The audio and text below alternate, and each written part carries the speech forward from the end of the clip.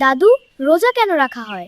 রোজা হলো ধৈর্য আর খারাপ অভ্যাস থেকে দূরে রাখে। ওহ, তাই তো আমরা না খেয়ে থাকি এবং ভালো কাজ করি। ছোট ছোট চেষ্টা আল্লাহের কাছে বড়। দাদু, আমি কখনো পুরো দিন না খেয়ে থাকতে পারবো?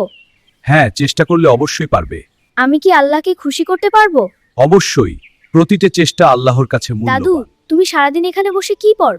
আমি কুরআন তেলাওয়াত করি। কুরআন তেলাওয়াত করলে কি হয়? রোজায় কুরআন তেলাওয়াত করা অনেক বড় সওয়াবের কাজ। আর ঘুমায় না খোকা আমার, সেহরির সময় হয়েছে। আজ না তুই প্রথম রোজা রাখবি?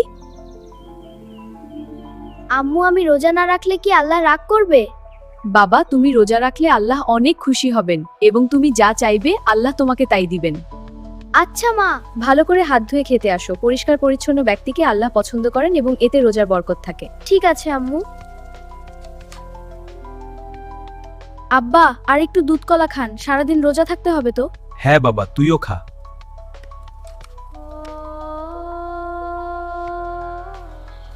বাবা, আমি কিন্তু রোজা ভাঙবো না। ঠিক আছে বাবা, রোজা রাখলে আল্লাহ খুশি হয়। আজ সারাদিন আমি কিছু খাবো না। বাবা বলেছে রোজা রাখলে আল্লাহ খুশি হয়। সত্যি সারাদিন না খেয়ে থাকবে? আমিও রাখবো পরের বার, তোমার জন্য দোয়া করব। তুই ক্ষুধার্ত না? হ্যাঁ, একটু লাগে, কিন্তু রোজা আমাকে ধৈর্য শেখাচ্ছে। রোজা শুধু না খাওয়া নয়, এটা মনকে শক্ত করা। শুনো রাতুল, হাদিসে বলা হয়েছে যে অন্যদের সে আল্লাহ তার জন্য অনেক পুরস্কার রাখেন। তাহলে আমিও দান করলে আল্লাহ খুশি হবেন?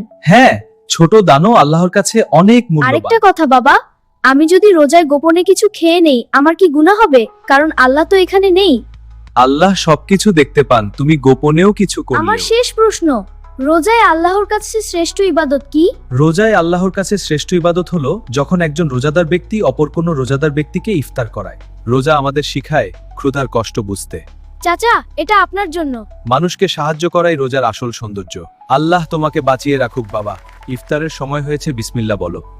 আলহামদুলিল্লাহ, আজ আমি পেরেছি। রোজা আমাদের কৃতজ্ঞ হতে শেখায়।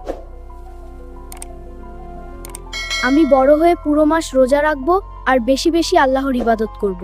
এই ছোট ছোট চেষ্টা থেকেই বড় ঈমান তৈরি হয় আর সমাজে ভালো মানুষ হয়।